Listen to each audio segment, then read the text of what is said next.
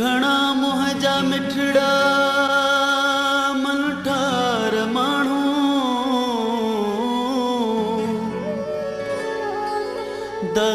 दगाबाज निकरन था दिलदार माण्हू अॼोके ज़माने में आहे गनीमत अॼोके ज़माने में आहे गनीमत गर्ज़ खां सवाजे मिलन चार माण्हू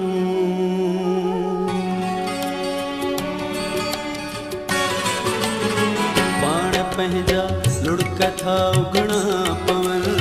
ॾींहं अहिड़ा खोड़ था ॾिसणा पवन पाण पंहिंजा लुड़क था उगणा पवन ॾींहं अहिड़ा खोड़ था ॾिसणा पवन पाण पंहिंजा लुड़क था उगणा पवन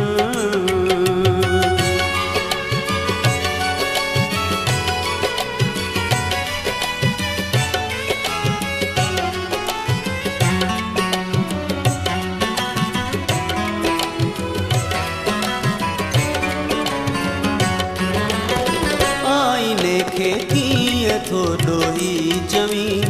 आईने खे कीअं थो ॾोही चवीं आईने खे कीअं थो ॾोही चवीं आईने खे कीअं थो ॾोही चवीं ज़िंदगीअ खे रूप था मटणा पवन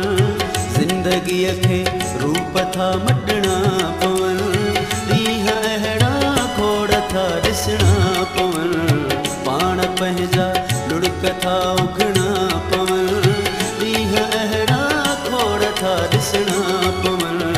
पाण पंहिंजा लुड़क था उगणा पवन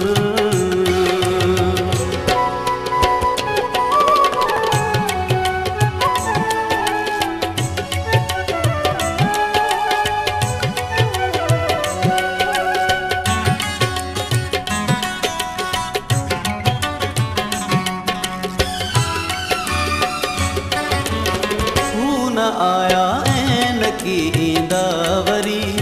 हू न आया ऐं न की ईंदा वरी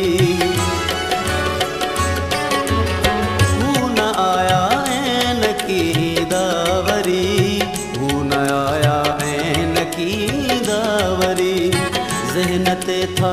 ओलड़ा सखणा पवन ज़हन ते था ओलड़ा सखणा पवन ॾींहं अहिड़ा था ॾिसणा पवन पाण पंहिंजा लुड़क था उगणा पवन ॾींहं अहिड़ा खोड़ था ॾिसणा पवन पाण पंहिंजा लुड़क था उगणा पवन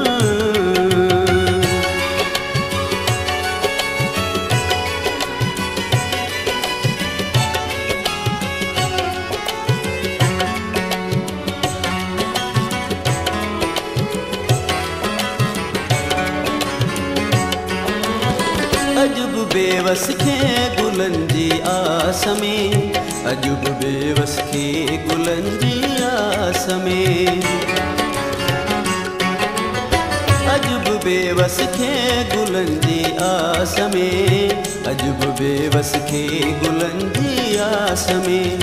रत फुड़ा था बाहि ते छटणा पवन ॾींहं अहिड़ा खोड़ था ॾिसणा पवन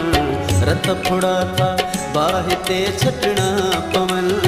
ॾींहं अहिड़ा खोड़ था ॾिसणा पवन पाण पंहिंजा लुड़क था उगणा पवन ॾींहं अहिड़ा खोड़ था ॾिसणा पवन पाण पंहिंजा लुड़ कथा